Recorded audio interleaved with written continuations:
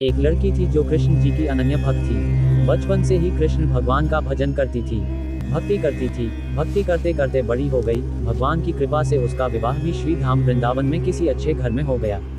विवाह होकर पहली बार वृंदावन गई, पर नई दुल्हन होने से कहीं जा न सकी और मायके चली गई। और वह दिन भी आया जब उसका पति उसे लेने उसके मायके आया। अपने पति के साथ फिर वृंदावन पहुंच गई। पहुंचते पहुंचते उसे शाम हो गई। पति वृंदावन में यमुना किनारे रुककर कहने लगा, देखो शाम का समय है, मैं यमुना जी में स्नान करके अभी आता हूँ। तुम इस पेड़ के नीचे बैठ जाओ और सामान की देखरेख करना, मैं थोड़े ही समय में आ जाऊंगा, यही सामने ही हूँ, कुछ लगे तो मुझे आवाज दे देना। इतना कहकर पति चला गया और वह लड़की बैठ गई। अब एक हाथ लंबा घूंघट निकाल रखा है, क्योंकि गांव है, ससुराल है, और वहीं बैठ गई। मन ही मन विचार करने लगी कि देखो ठाकुर जी की कितनी कृपा है, उन्हें मैंने बचपन से भजा और उनकी कृपा से मेरा विवाह भी श्री धाम वृंदावन में हो गया।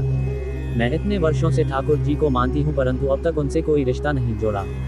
फिर सोचती है ठाकुर जी की उम्र क्या होगी, लगभग 16 वर्ष के होंगे। मेरे पति 20 वर्ष के हैं, उनसे थोड़े से छोटे हैं, इसलिए मेरे पति के छोटे भाई की तरह हुए और मेरे देवर की तरह, तो आज से ठाकुर जी मेरे देवर हुए। अब तो ठाकुर जी से नया संबंध जोड़कर बड़ी प्रसन्न हुई और मन ही मन ठाकुर जी से कहने लगी, देखो ठाकुर जी, आज से मैं तुम्हारी भाभी और तुम मेरे देवर हो गए। अब वो समय आएगा जब तुम मुझे भाभी भाभी कहकर पुकारोगे।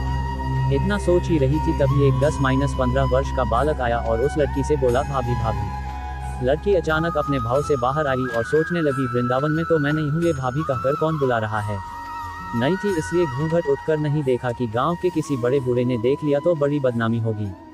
अब वह बालक बार बार कहता पर वह उत्तर न देती। बालक पास आया और बोला, भाभी तनिक अपना चेहरा तो दिखाया दे। अब वह सोचने लगी, अरे ये बालक तो बड़ी जिद कर रहा है, इसलिए कस के घूंघट पकड़कर बैठ गई कि कहीं घूंघट उठकर देख ले। लेकिन उस बालक ने जबरदस्ती घूंघट उठकर चेहरा देखा और भाग गया। थोड़ी देर में उसका पति आ गया। उसने सारी बात अपने पति से कही। पति ने कहा, तुमने मुझे आवाज क्यों नहीं दी। लड़की बोली, वह तो इतने में भाग ही गया था। पति बोला, चिंता मत करो, वृंदावन बहुत बड़ा थोड़े ही है। कभी किसी गली में खेलता मिल गया तो हड्डी पसली एक कर दूंगा, फिर कभी ऐसा नहीं कर सकेगा। तुम्हें जहाँ भी दिखे मुझे जरूर बताना। फिर दोनों घर गए। कुछ दिन बाद उसकी सास ने अपने बेटे से कहा, बेटा देख तेरा विवाह हो गया, बहू मायके से भी आ गई, पर तुम दोनों अभी तक बांके बिहारी जी के दर्शन के लिए नहीं गए, कल जाकर बहू को दर्शन करा कर लाना। अब अगले दिन दोनों पति पत्नी ठाकुर जी के दर्शन के लिए मंदिर जाते हैं। मंदिर में बहुत भीड़ थी।